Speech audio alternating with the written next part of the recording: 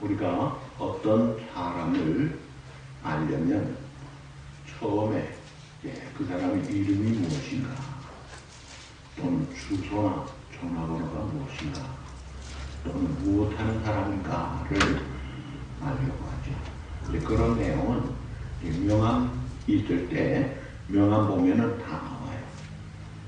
그럼 이제 이름, 주소, 직장, 직위, 전화번호, 이메일, 그러면 다 된 겁니까? 그렇지 않습니다. 사실은 우리가 어떤 사람을 알려고 할 때 그 정도 아는 것은 기본이지만 더 중요한 것은 그가 누구인가 보다도 그가 어떤 사람인가, 이게 더 중요합니다. 그가 성품이 어떤지, 또 그 과거 생활에 어땠는지, 그런 그 속을 좀 알아야 되는데 그건 그냥 알 수 있다 없다 잘 몰라요.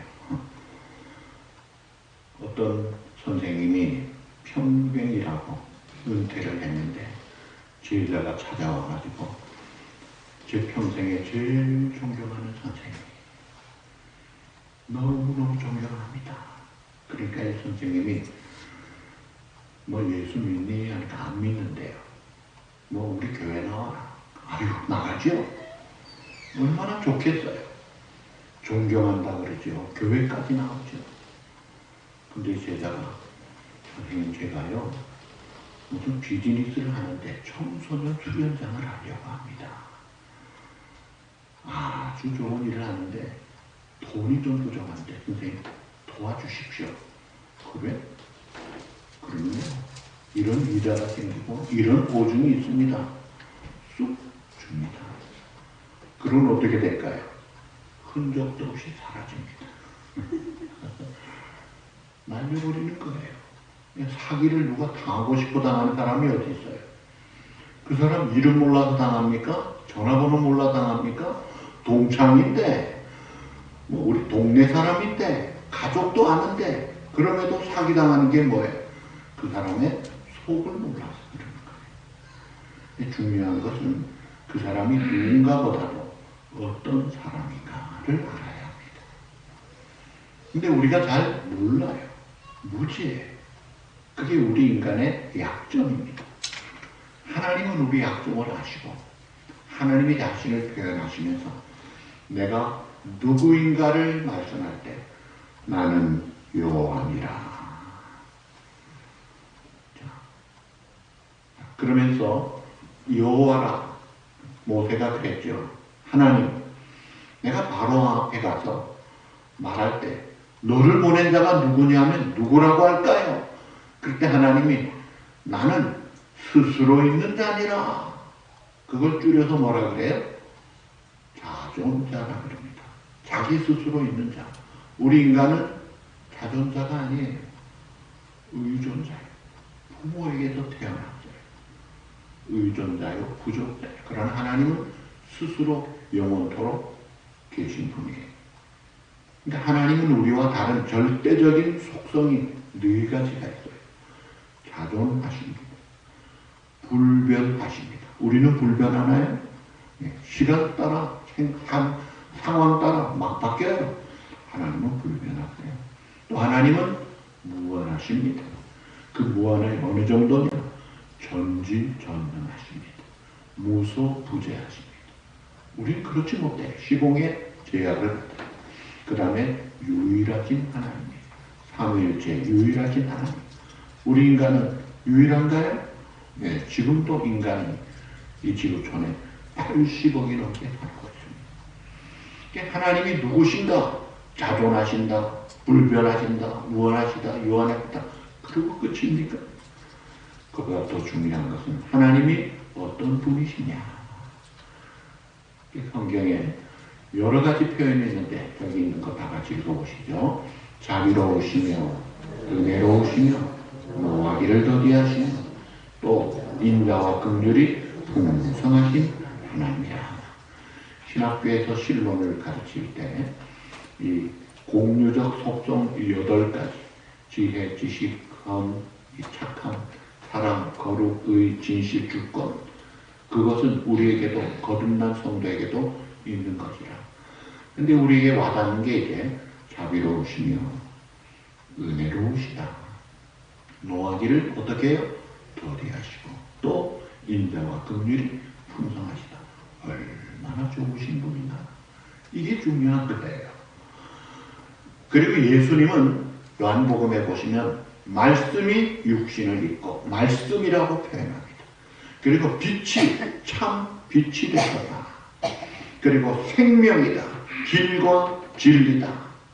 이렇게 표현한 것은 예수님이 누구신가에 대한 것인데 또 어떤 분인가에 대한 것이 이제 중요한데 성경은 하나님 예수님 성령님이 우리를 인도하시는 분이라는 것을 강조하기 위해서 종종 구약에 보면 부모가 자식을 대하듯 부모로 표현을 잘해요.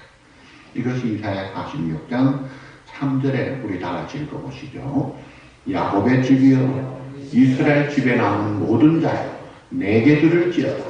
배에서 태어남으로부터 내게 안겼고 태어남으로부터 내게 업힌 너희여. 우리가 주님께로부터 거듭나 태어나고 안기고 업고 인도하시는 부모라. 부모가 애들을 안고 있고 기르잖아요. 그런데 이 인간 육신 부모와 하나님 아버지와 다른 점이 있어요. 그것이 이제 그 다음 절 이사야 46장 4절을 보시죠. 다 같이 읽으시죠. 너희가 모든 이르기까지 내가 그리하려고 백발이 되기까지 내가 너희를 품을 것이라. 내가 지었은즉 내가 업을 것이요 내가 품고 구하여 내리라. 아멘. 자, 우리 인간은요, 여러분 자식 사랑하죠. 어릴 때 안고 품고 옳고 걸리잖아요. 그런데 나이가 70 넘고 80 넘고 90 넘으면 애기 업고 다닐 수 있어요? 자식이 부모를 업고 다녀야 돼요. 왜요? 기력이 다 빠져요. 자식은 너무 커가지고 감당이 안 되잖아요. 인간 부모는 나이가 들면 하지를 못해요. 근데 하나님은 어때요? 여러분이 태어났을 때부터 여러분이 돌아가실 때까지 천국에서까지 영원토록 안고 업고 기르시고 보호하시고 인도하신다는 거예요. 영원히 우리를 인도하시는 분이야. 그렇게 우리를 영원히 인도하시는 하나님을 이제 비유적으로 표현한 대표적인 표현이 이제 구약에서 목자라고 나옵니다. 목자. 하나님은 우리의 목자가 되신다. 우리 교회 들어오는 입구에 우리 오정순 권사님 잘 그리신 목자의 예수님의 모습이 있습니다. 여러분 받으시는 주보의 표지도 목자 되신 예수님의 모습이 같이 있어요. 가장 대표적인 성경 구절이 10편 23편 1절 우리 다 외우시죠. 다 같이. 여호와는 나의 목자시니 내게 부족하며 다 같이 한 번 더 여호와는 나의 목자시니 내게 부족함이 없으리라. 아멘. 하나님이 우리의 목자가 되시는데 그 하나님이 지금도 우리의 목자가 되시는 거예요. 영원토록 우리의 목자가 되시는 거예요. 자, 그러면서 또 이 신약에도 예수님이 나는 선한 목자라 그렇게 표현합니다. 자, 이 예수님이 사셨던 그 팔레스타인 지방에 보시면 양들 목양을 해요. 제가 이스라엘에 가서 보니까 그 양들 염소들을 쭉 키우는 목자들을 봤어요. 그 베두인 그 족들이 양들을 키우는데 그 양들을 키울 때 보면은 그 팔레스타인의 그 양 우리들을 보면 돌로 담을 쌓아가지고 우리를 만들었어요. 그래가지고 양을 잡아먹는 짐승들이 침이 못하도록 돌담을 높게 쌓아서 그 안에 이렇게 먹는데 특이한 점은 이 양 우리에 보면 문이 있어야 되는데 문이 없어요. 어떻게 된 거예요? 그 문이 없으면 어떻게 돼요? 그 문에 양들이 다 들어오고 나면 그 다음에 목자가 거기 있는 거예요. 목자가 떡하니 지키고 있습니다. 그래서 혹시 뒤에 들어온 양이 있으면 들여보내주고 밖 안에 있는 양은 못 나가게 막습니다. 그러면서 바깥에 짐승들의 침입을 막으면서 이 양들이 세심한 돌봄 속에 평안히 단잠자고 살도록 그런 일을 하신다. 그래서 예수님이 나는 양의 문이라 그렇게 표현한 거예요. 들어가며 나가며 꼴을 먹고 산다는 말씀이에요. 자, 이 양 우리가 이제 우리로 말하면 안전한 보장받는 곳입니다. 우리가 믿기에 길이요 진리요 생명대 예수님만이 우리의 유일한 구주가 되시기 때문에 그 주님을 통해서만 안전한 곳으로 갈 수 있고 보호를 받고 공급받고 살 수 있다 이거예요. 그러니까 우리 양의 구원 문제, 즉 우리 인간의 구원 문제는 양의 문이 되신 예수님께 달려있는 거예요. 그래서 예수 믿으세요. Believe in Jesus Christ. 예수 그리스도를 믿으세요. 믿으면 삽니다. 죄 용서를 받고 구원을 받습니다. 사도행전 16장 31절 뭐라고 했죠? 주 예수를 믿으라. 그리하면 너와 내 집이 구원을 얻으리라. 아멘. 자, 그러니까 양의 문이 되신 예수님을 통해 구원을 받고 또 들락날락하면서 삶 속에서 보장을 받고 안전하게 인도를 받는다 이거예요.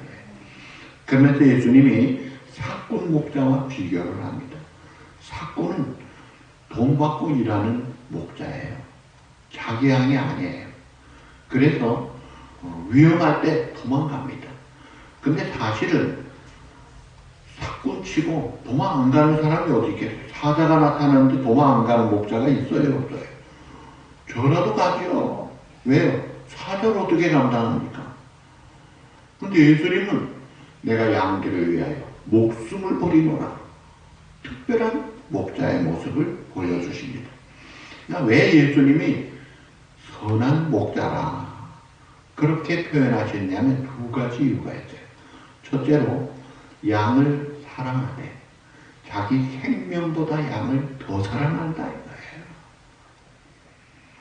11절 말씀 나는 선한 목자라. 선한 목자는 양들을 위하여 목숨을 버리거니와. 여러분 이건 결코 쉽지 않습니다.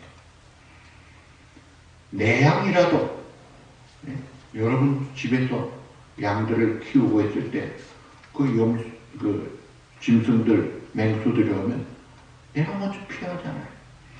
근데 성경에 보시면 좋은 샘플이죠. 다윗입니다. 10대 소년 다윗이 아버지의 양들을 들에서 키울 때 사무엘상 17장 34절 35절 우리 다 같이 읽어보시죠. 주의 종이 아비의 양을 지킬 때 사자나 곰이 와서 양떼에서 새끼를 물어가면 내가 따라가서 그것을 치고 그 입에서 새끼를 건져내고 그것이 일어나 나를 해하고자 하면 내가 그 수염을 잡고 그것을 쳐주겠나이다. 대단합니다. 아마 곰이나 사자가 말을 한다면 야, 뭐 이런 사람이 다 있어 그랬을 거예요. 이거 감당이 안 되는 사람이네. 우리를 뭘로 보는 거야? 내가 사자인데 나를 곰을 보는 거야? 못 보는 거야? 너무나 엉뚱하잖아요. 여러분 곰이 300파운드, 500파운드 그런 곰 한 방에 나갈 수 있어요. 우리 캐스킬 수양관에 갔을 때 그 컨테이너 큰 쓰레기통이 있는데요. 퍽 금이 쫙 가 있더라고요. 여기 뭐냐니까 곰이 한 방 먹인 거예요. 그 튼튼한 플라스틱 두꺼운 쓰레기 그 큰 컨테이너 박스를 한 방 먹이니까 북 하고 찢어져 버리는 거예요. 그런 곰의 힘을 어떻게 감당합니까? 사자가 보통 힘이 좋습니까? 그런데 다윗은요, 새끼를 훔쳐가 가만 안 둡니다. 쫓아갑니다. 나를 공격해? 뭐라고 해? 수염 잡고 쳐 죽였나이다. 무슨 행동이에요? 새끼, 양. 그 양보다, 양을 자기 생명보다 더 소중하게 생각하지 않으면 어떻게 목숨 바치는 행동을 하느냐 이거예요. 생명 내놓지 않고 할 수 없는 행동을 다윗은 용감하게 했던 거예요. 그러니까 골리앗이 하나님을 모독할 때 생명 걸고 자기 생명 안 한 것 어디 하나님을 모독해? 그러고는 물맷돌 들고 나가는 거 보세요. 자, 목숨을 버리면서까지 양을 위해 싸우는 목자. 그 다윗의 모습인데 예수님이 그렇게 말씀하십니다. 오늘 본문 다 읽진 않았지만 11절에서 18절에 보면 내가 양들을 위하여 목숨을 버린다. 이런 말을 11절, 15절, 17절, 18절 4번이나 말씀합니다. 양들을 자기 생명보다 더 사랑하지 않고는 어떻게 목숨을 버리겠어요? 여러분 이것이 그냥 대수롭지 않은 말이 아니에요.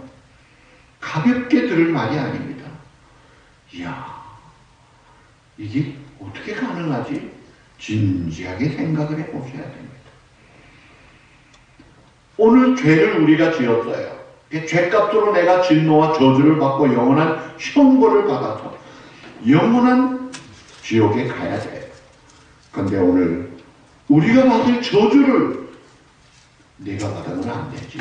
내가 되지 말아야 하고 십자가의 길을 가시고 십자가의 고난을 당하시고 살을 찢고 피를 흘려서 우리 대신 죽으시고 목숨을 버리신 분이 예수님밖에 누가 있느냐 이거예요. 그래서 우리를 살려서 하늘에 속한 모든 복을 주시고 하나님의 자녀로 영생할 천국 백성으로 삼아주신 그 주님, 우리를 위해 목숨을 버리실 때 그 바리새인들, 서기관들 혹은 헤로당이나 빌라도의 권세, 로마의 권세에 그냥 힘이 없어도 당한 것입니까? 그렇지 않습니다. 오늘 본문 18절을 우리 한번 다 같이 보시죠. 이를 내게서 빼앗는 자가 있는 것이 아니라 내가 스스로 버리노라. 나는 버릴 권세도 있고 다시 얻을 권세도 있어요.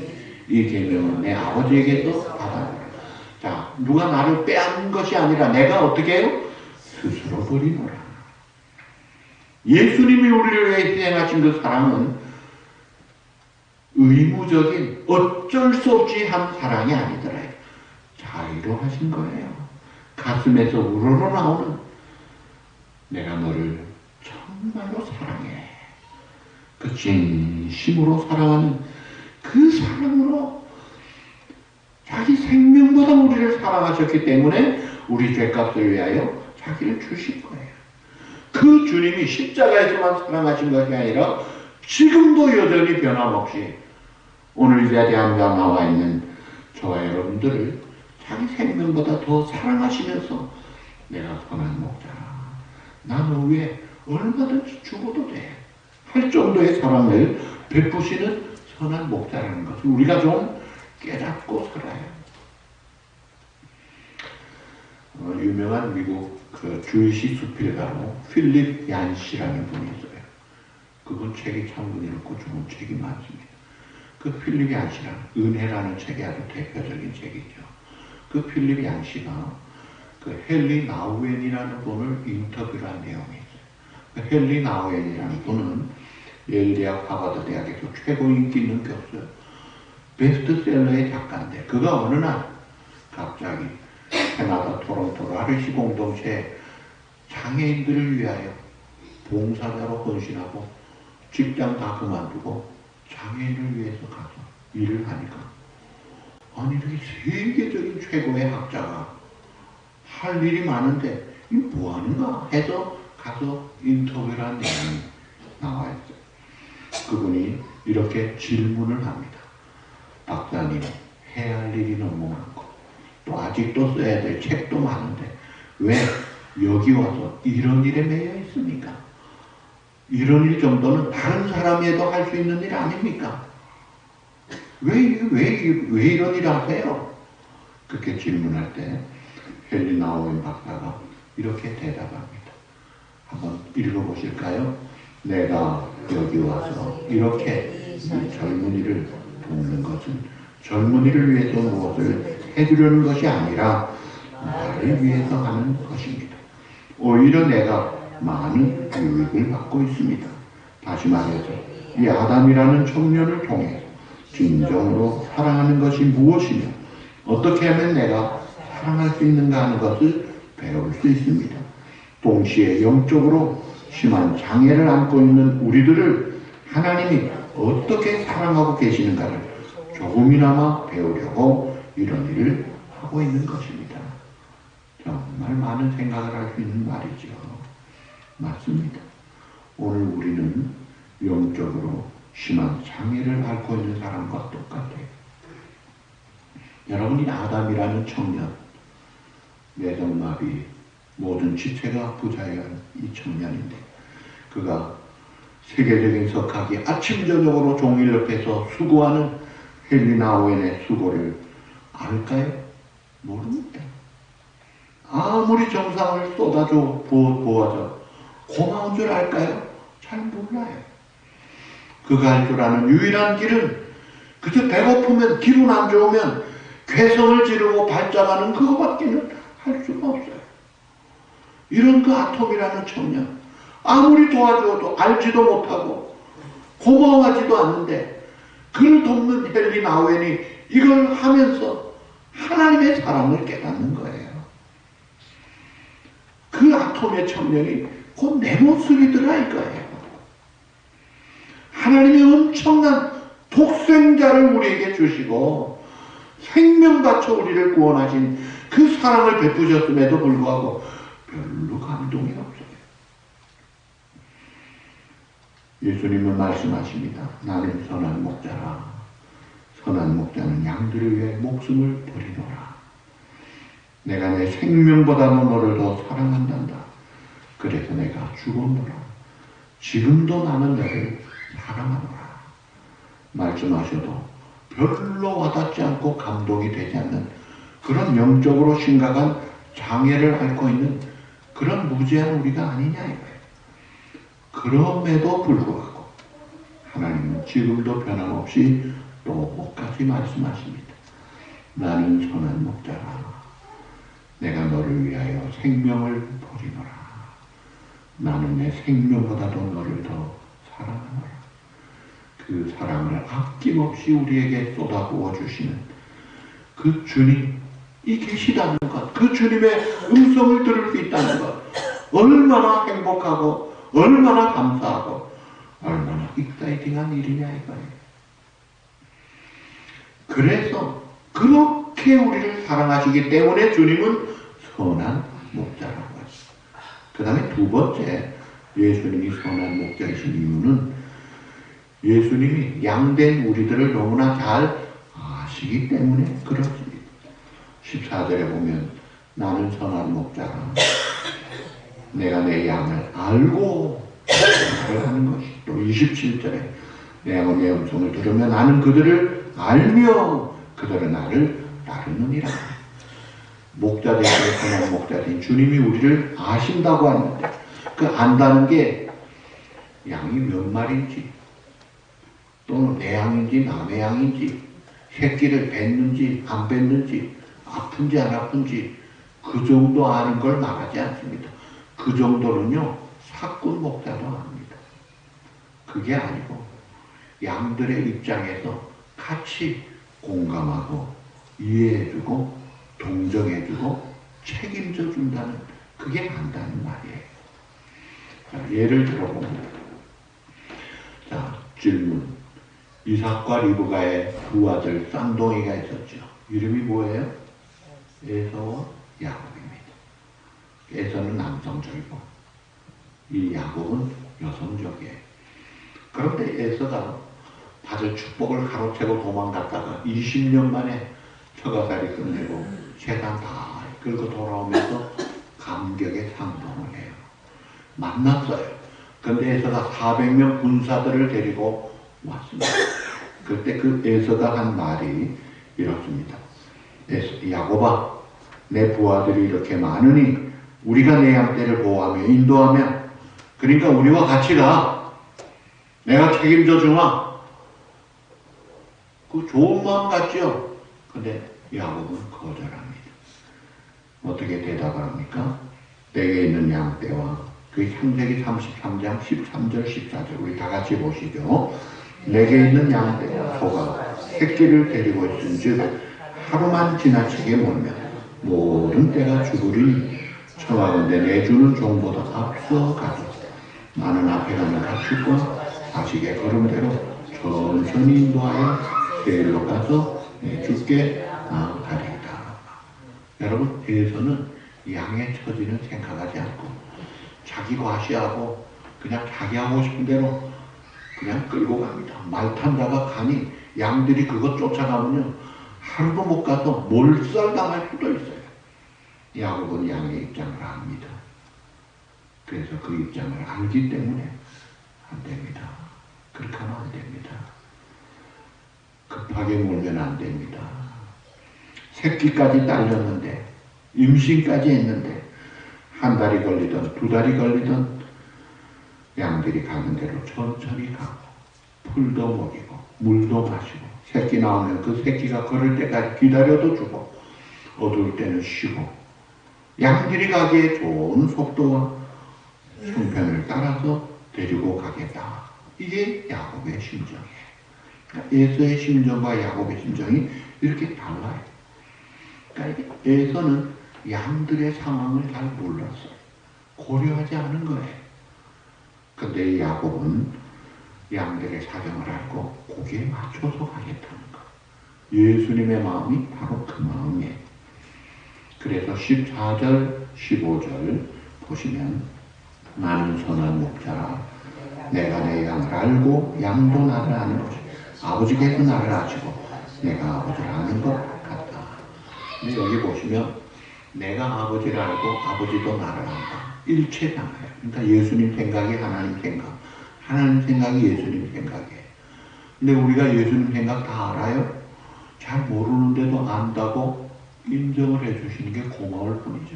실상은 우리가 그 기쁜 주님의 마음을 잘 모릅니다. 중요한 것은 주님이 우리의 사정을 어떻게 너무나 소상하게 정확하게 아신다는 거예요. 우리를 제대로 잘 아시는 분은 오직 예수님밖에 없습니다. 그 주님이 우리의 선한 목자다 이거예요. 그러므로 아유, 나 외로워요. 나 두려워요. 나 무거워요. 어떻게 해야 될지 모르겠어요. 내 자식 문제 이거 어떻게 해야 될지 모르겠어요. 답답해하고 두려워하고 무거울 때 그때 여러분 기억하세요. 그렇지. 나를 잘 아시는 내 형편도 아시는 선한 목자된 주님이 나와 함께 계신다. 이걸 깨닫고 이걸 감사하면서 위로받고 힘을 얻어야 되는 거예요.